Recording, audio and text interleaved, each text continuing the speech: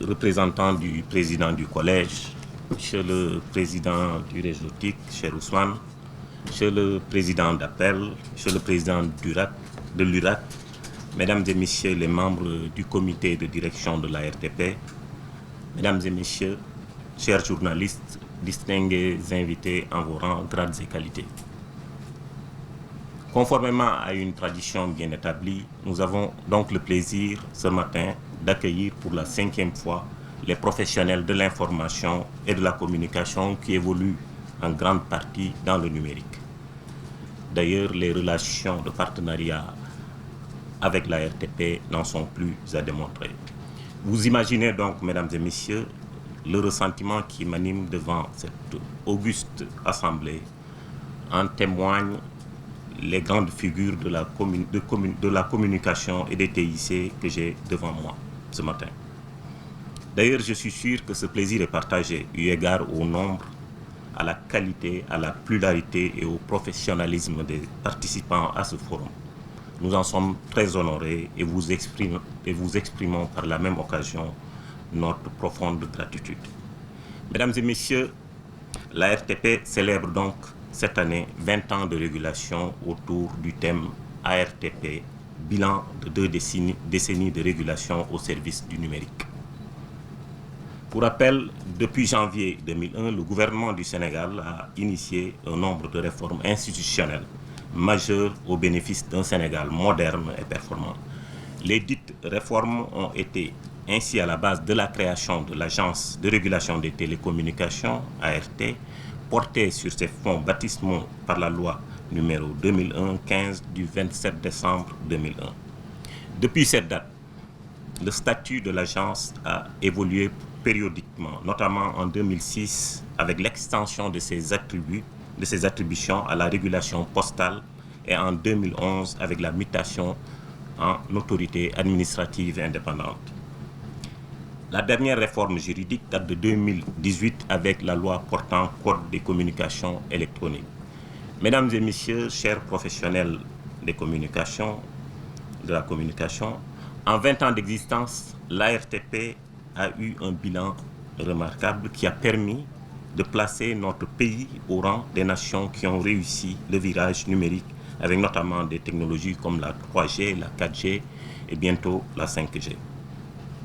Au-delà des réalisations, il convient de rappeler à l'actif de la RTP donc la portabilité des numéros mobiles, l'identification des clients, le renouvellement de la concession de Sonatel avec l'extension de sa licence à la 4G, l'extension de la licence de Sentel devenue Free à la 4G, l'accueil de 3 fournisseurs d'accès à Internet, l'accueil de 3 opérateurs mobiles virtuels, l'introduction du dégroupage de la boucle locale, l'ouverture des codes USSD aux fournisseurs de SVA, la mise en place d'un observatoire des tarifs, l'acquisition d'un outil de contrôle des tarifs tracker, l'élaboration d'une nouvelle stratégie de l'interconnexion pour la période 2018-2021, l'attribution de fréquences et d'un code MNC pour le système de communication du train express régional, l'encadrement des promotions par décision de l'ARTP, comme vient de le rappeler Amadou, l'acquisition en cours d'un outil GMS de contrôle des dépêches postales pour le secteur postal qu'on a tantôt tendance à oublier, la participation à la mise en place d'une équipe pour un système d'adressage unique, toujours à l'avantage du secteur postal, la mise en place de la comptabilité analytique au niveau de SN La Poste, la souscription de l'État du Sénégal à l'initiative Ecom Africa pour le développement du commerce électronique, la mise en place du free roaming en Afrique de l'Ouest avec l'ARTP comme coordonnateur régional, l'élection du Sénégal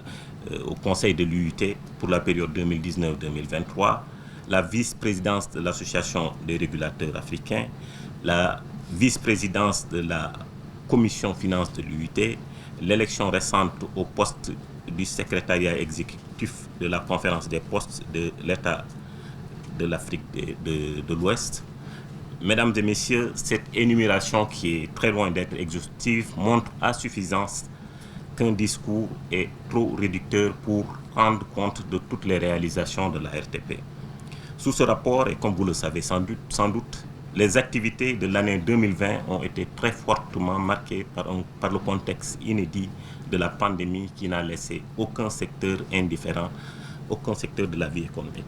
Toutefois, au-delà de ces effets négatifs de la pandémie, l'autorité de régulation des télécommunications et des postes a fortement contribué à une mobilisation des secteurs régulés pour une réponse concertée face à la pandémie. Pour ce faire, l'ARTP a mis en place un dispositif exceptionnel permettant aux opérateurs d'accompagner l'État du Sénégal par le déploiement d'actions commerciales au bénéfice de nos concitoyens. Pour répondre également à l'appel de M. le Président de la République, son Excellence Macky Sall, l'ARTP a apporté une contribution significative au fonds Force Covid-19 de l'État du Sénégal. Dans le même sillage, il est aussi important de relever qu'en collaboration avec des opérateurs, d'autres contributions ont été apportées. Nonobstant le dit contexte de la Covid-19, les secteurs de communication électronique et des postes ont pu s'adapter aux grands bénéfices des utilisateurs tout en restant dans les orientations stratégiques des politiques publiques, notamment la stratégie numérique et le plan Sénégal émergent sous la vision de son Excellence M. Macky Sall, Président de la République du Sénégal. Mesdames et messieurs, vous conviendrez certainement avec moi que les secteurs régulés par la RTP sont en pleine mutation grâce aux besoins changeants des consommateurs. C'est d'ailleurs sous ce rapport que 2020 et 2021 ont été des années exceptionnelles dans le lancement de certains projets phares et structurants. On peut notamment citer la mise en œuvre de la stratégie 2021 d'amélioration continue de la couverture et de la qualité des services de communication électronique, qui est un cheval de bataille pour moi depuis mon avènement à la tête de la RTP. La RTP a ainsi le plaisir de vous annoncer la mise en service il y a quelques jours de l'application mobile QoE dénommée ARTP Sama Réseau. La dite application est une solution innovante, proactive, qui permet d'associer les utilisateurs à la gestion de la QoS, donc à la qualité de service, et leur permettre d'évaluer la qualité d'expérience de réseau de leur opérateur. Elle leur permettra donc d'avoir le choix de choisir, si je puis m'exprimer ainsi. Vous aurez l'occasion, durant ce forum, de tester et d'éprouver cette solution majeure. Il y a également la mise en œuvre de Sunukarto, qui est un outil de cartographie qui permet à tout utilisateur d'identifier l'emplacement des antennes radioélectriques et d'obtenir des informations afférentes. C'est dans ce cadre que l'autorité de régulation a décidé de mettre en place la première version d'un site web de cartographie interactive. Par ce biais, le consommateur tient à sa disposition la localisation géographique des stations de base BTS des opérateurs par technologie 2G, 3G et 4G. Sur l'exposition au champ électrique, qui est un sujet d'actualité, au champ électromagnétique produit par les antennes relais de téléphonie mobile, j'annonce solennellement ce matin l'encadrement et la surveillance de l'ARTP des niveaux d'exposition au champ électromagnétique.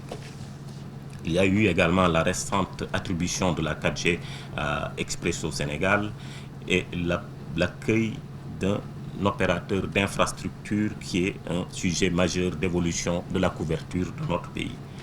Mesdames et messieurs, l'objectif visé par ce séminaire de 3 jours de formation et de partage est d'amener les professionnels de l'information à s'imprégner davantage des missions et projets de l'ARTP.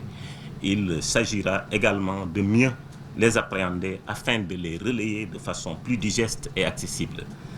En effet, c'est de la manière de relayer ces informations que dépendra leur perception auprès du public.